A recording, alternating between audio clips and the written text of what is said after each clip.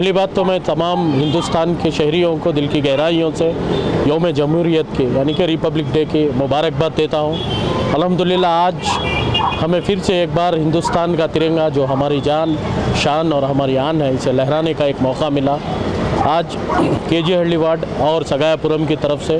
अल्हम्दुलिल्लाह हमने एक 100 मीटर का फ्लैग मार्च भी किया है, जिससे हम ये साबित करना चाहते हैं जो लोग भूल गए हैं कि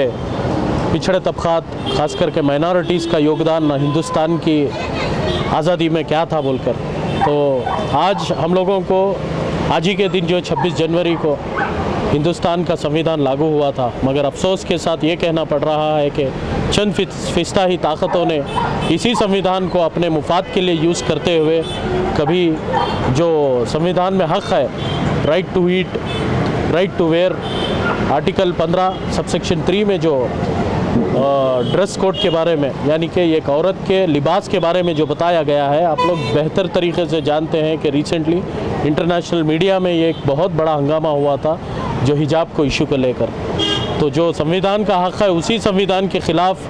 ये फैसिज़म जो है अपने नापाक इरादे और नापाक पंजे जो है इसे हर तरीक़े से जुगड़ने की कोशिश कर रहा है। सर मगर फैसिज़म जो है कॉन्स्टिट्यूशन के अगेंस्ट में जो है ये वायलेशन हो रहा है, लेकिन फिर भी कहीं ना कहीं ये देखा जाता है कि जो मुसलमान के लीडर्स हैं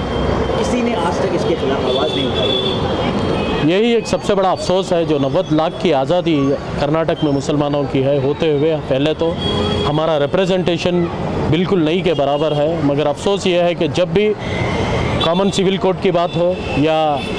हिजाब की बात हो, जो हमारा कॉन्स्टिट्यूशनल राइट हो, उसकी बात जब भी आती है तो अफसोस के साथ कहना पड़ता है कि कोई भी एमएलए जो है इसके ख़िलाफ़ आवाज़ उठाने के लिए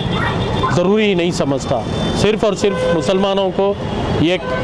पॉलिटिकल वोट बैंक की तरह इस्तेमाल किया जा रहा है सालों से। मगर आने वाले दिनों में मैं इन लोगों को एक बहुत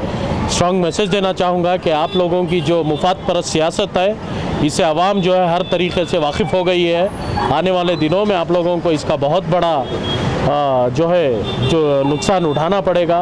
और तमाम वोटर्स जो है अब बेदार हो गए हैं, बेवकूफ़ों की तरह वोट करना अभी बंद हो गया है। तो आप लोगों से भी मैं कह देता हूँ कि अगरचे आने वाले दिनों में हमारे हुकूक़ जो कॉन्स्टिट्यूशनली राइट्स हैं उसके ख़िलाफ़ जो भी कदम उठा रहे हैं उसके ख़िलाफ़ अगरचे आप लोग नहीं बात किए तो आपको रिप्लेसमेंट का एक बहुत अच्छा ऑप्शन भी इन्हीं के पास है बोलकर मैं बताना चाहूँगा। तो आपकी जानिब से एसडीपीआई की जानिब से आपने कुछ कदम उठाया है इस बारे में? जी अल्हम्दुलिल्लाह आज सारे हिंदुस्तान में एक मुहिम का आगाज़ किया गया है कि सेव इंडिया सेव कॉन्स्टिट्यूशन बोलकर। आने वाले 15 अगस्त तक सारे हिंदुस्तान में कॉन्स्टिट्यूशन को लेकर किस तरह कॉन्स्टिट्यूशन को आज फैसिज़म कॉन्स्टिट्यूशन को ख़त्म करने की बात कर रही है, तो उसी तरह एसडीपीआई जो है कॉन्स्टिट्यूशन को बचाने के लिए एक बहुत बड़ी मुहिम का आगाज़ मुख्तलिफ़ तंजीमों के साथ मिलकर एक आगाज़ आज ही के दिन हुआ है, जिसका इनागुरल प्रोग्राम आज तिरुचिरापल्ली में हुआ है। तो इसी तरह सारे हिंदुस्तान में कॉन्स्टिट्यूशन सेव इंडिया के नाम से जो है सारे हिंदुस्तान भर में अलग अलग मुख्तलिफ़ कॉन्फ्रेंसेस की जाएगी और गेट टुगेदर्स होंगे और गली गली में जो है कॉर्नर मीट्स के ज़रिए से संविधान हमें क्या बताता है और एक्चुअल हकदार कौन है संविधान के, ये हम लोग बताने के लिए इंशाल्लाह एक मुहिम स्टार्ट किए हुए हैं। क्या मैसेज देना चाहोगे? बस मैं इतना कहूँगा कि जब तक कि हमारा रिप्रेजेंटेशन हिंदुस्तान की सियासत में एक जमहूरी मुल्क का सबसे बड़ा हथियार है उसकी सियासत, तो जब तक जमहूरी मुल्क में जमहूरी निज़ाम में जो है हम लोग इलेक्ट्रल पॉलिटिक्स में अगरचे हम लोग नहीं आएंगे तो ये कुछ नहीं, इससे बड़ी आने वाले दिनों में मुसीबतों का सामना करना पड़ेगा। तो आप तमाम से मैं गुजारिश करूँगा कि पॉलिटिकली इन्वॉल्वमेंट जो आपका हक़ है इसमें बढ़ चढ़ कर हिस्सा लें बोलकर मैं एक आप लोगों को मैसेज देना चाहूँगा। और ये एक बहुत बड़ी ताकत उभर कर एसडीपीआई की शक्ल में हिंदुस्तान में बढ़ रही है, तो इन लोगों के साथ आप जुड़कर हिंदुस्तान की डेमोक्रेसी बचाने के लिए आप लोग हमारा साथ दे बोलकर मेरी बात को बता। अगर साथ दे दिया एसडीपीआई के लोगों को जी तो आपको लगता है कि कुछ बदलाव आएगा?